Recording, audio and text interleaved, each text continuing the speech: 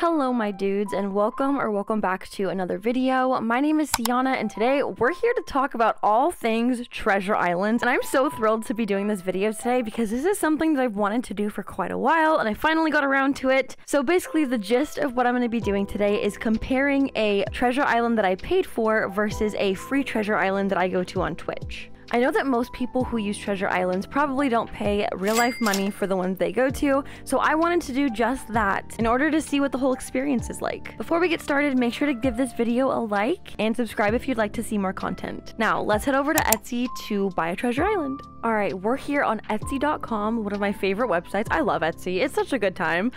There actually weren't as many Treasure Islands here as I initially expected. Most of them were general Treasure Islands, mainly consisting of 2.0 update items. And I was actually on the hunt for a specific themed Treasure Island. I was trying to find a Treasure Island that consisted of mainly cottagecore items. So in Etsy's search bar, I did put in cottagecore Treasure Island at first. I didn't find a lot, so I ended up just typing in ACNH Treasure Island. And again, lots of 2.0 islands popped up, along with a lot of different like photo color presets. So that was fun to see. The prices of the Treasure Islands varied from around $7 to $50+. So I found one that I ended up spending $35 on, which was in the mid to upper cost range. But this gave me 4 weeks access to 15+ Treasure Islands that were themed. One of them was cottagecore, and I was super excited about it. They also had a DIY and materials island, a festive items island, and many more. Again, this specific bunch of Treasure Island cost $35, so I added it to my cart, bought it, and then joined their Discord in order to gain access to the dodo codes. Side note, the whole process was super easy. Their admins and mods were super kind and helpful. It was overall a really good experience on their Discord, so I was super happy with it. The first thing I noticed that was different to the free Treasure Islands that I go to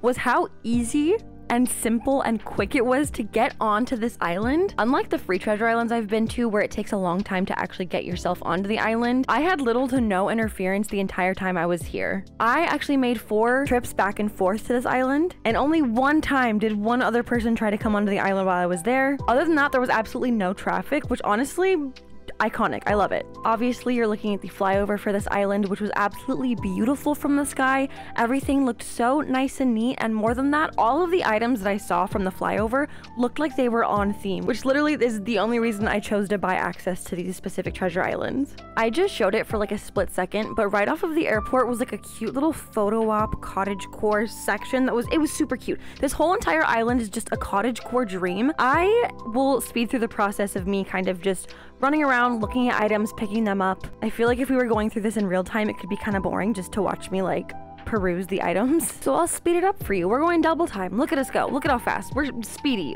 Speed. I am speed. Lightning McQueen. Okay. I'm definitely not going to be able to list all the items they had, but some of the things included the mush furniture set, log items, wells, silos, and garden furniture. They also had a bunch of materials like stones, all the types of wood, Nook Miles tickets, pine cones, and dropped mushrooms. This island also included some DIYs and 2.0 furniture items that matched the theme. This is some of the stuff that I acquired for my first trip to the island, and honestly, it looks like a cottagecore mood board, even just all sitting scrambled like this. I love it so much. I did end up taking, like I said, 3 more trips to this island, so I gathered quite a bit more items. I literally just like repeated the process, just went through, grabbed some stuff, went back to my island. There were still so many items that I didn't end up grabbing in the 4 trips that I took, so I'll have to go back. But 4 trips, I'll show you what I ended up snagging. All in all, I really actually enjoyed my experience with this paid Treasure Island. I do think it was worth it. It felt like I was paying for convenience, ease, and stability. I wasn't worried that the island would crash, lag, or get too busy, and I was very easily able to access specific items that I needed. Now, was it as easy when I used the free Treasure Island? Let's take a look. I headed over to twitch.tv because that is the only place where I knew to find free Treasure Islands. I went to this specific channel. I go here all the time. I use these Treasure Islands all the time. This is my go-to place. Now, to the untrained eye, this can look a little bit overwhelming. Even me, who has a kind of slightly almost trained eye, this is still super overwhelming. There are many different islands you can choose from, so the screen does look a little bit busy. I knew there would be a bit of a wait to get to any of the islands, so I took a second to look through the maps. This particular channel provides a map of each treasure island so that you know what items you can get and where, and then plan your visit accordingly. Getting on to public treasure islands it's a nightmare. Let me be honest, it's a nightmare. It takes a billion years. There are so many different interference messages that you could get, and as suspected, I got many interference messages from Orville. I'll show a few of them here. I'm not going to show all of them because that would take a billion years. However, once I finally was able to fly over to the island, guess what happened? It crashed. Yeah, of course that would happen. It crashed. I made sure to check my internet connection to ensure that it wasn't a me problem. It wasn't. My internet was fine. It just crashed. So that was super fun. So I tried the whole process again. As anticipated, there was a bunch of traffic trying to get onto the island, so it took me a little bit. I finally got on. Here's the flyover. It's beautiful, marvelous, blah, blah, blah, blah, blah. And obviously, because this is just like a public treasure island with random items, it's not as on theme with the paid treasure island that I did. There are just random furniture items here. I think it's in alphabetical order. I'm not entirely sure. So it really is just like you go onto the island, you get what you get. You could look at the map beforehand if you want to, but other than that, you can just show up and see what they have. Like I said, I've used this treasure island before, so I knew what I was getting myself into. It is a lot more laggy than the treasure island that I paid real life money for, which was expected. Everything takes a little bit to load in.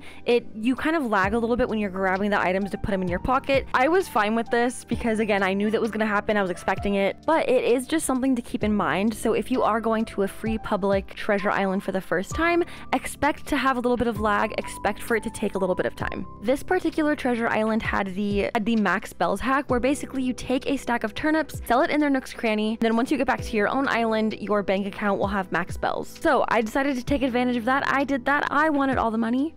After that, I went back outside to try to find some more cottagecore items. Someone ended up leaving the island and it crashed when they did, and I was so upset because once I got back to my island, I had nothing in my pockets. Nothing saved, which means I had no max bells. I was super sad about it. It was heartbreaking. But the only thing to do at this moment was to try again. So I was already like feeling kind of defeated. I was like, this is taking a long time. I just want to go back to the treasure island that I paid for, but I did the whole process. I got onto a different treasure island. I don't think I even looked at the map beforehand. I just flew over. I was like, whatever they have, I'm sure they'll have something that'll fit my cottagecore theme. And I was able to grab some of the basics. They had the wooden simple furniture set. They had clay items like pots and pitchers, and they also had some of the garden and farming items. The free treasure island had many people coming and going, so there was a lot of mandatory pausing, mandatory waiting when new people flew in or out of the island.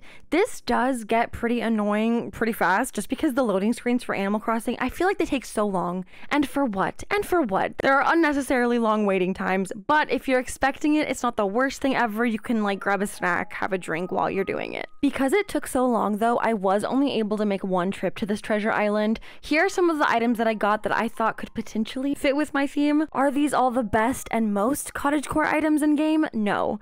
However, if I only had access to this treasure island, I could make these items work. In conclusion, there are pros and cons to both free and paid for treasure islands. Obviously, with the free public treasure island, you don't have to pay any real life money, and you get access to an abundance of items that you otherwise would not have. However, it can be very time consuming and quite unstable, with a lot of error messages or loading screens. The treasure island that I paid for, however, does cost real life money, which not everybody is able to spend, but you are paying for convenience, ease, and the ability to get a very, very specific set of items that you might need. So again, there are pros and cons to each. Weigh them out before doing anything.